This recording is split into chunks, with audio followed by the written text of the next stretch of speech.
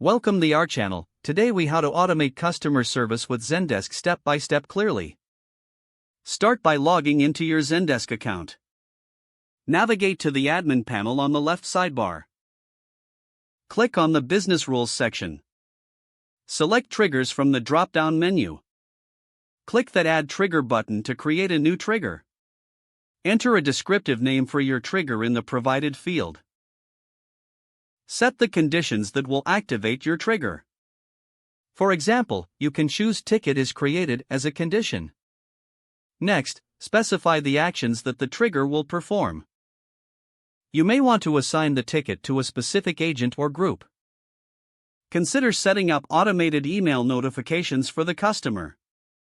Now, save your trigger.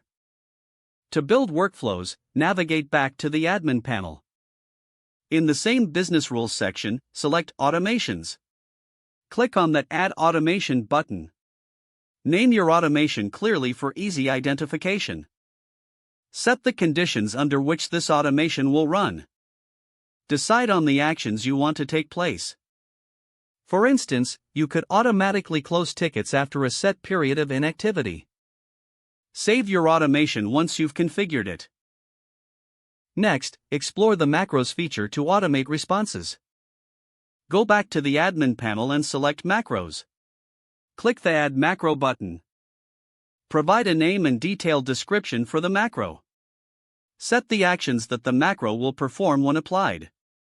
You might include responses to frequently asked questions. Once you've created the macro, save it. To further enhance automation, you can utilize Zendesk's AI capabilities. Go to the admin section and select Answer Bot. Follow the setup instructions to activate the Answer Bot feature.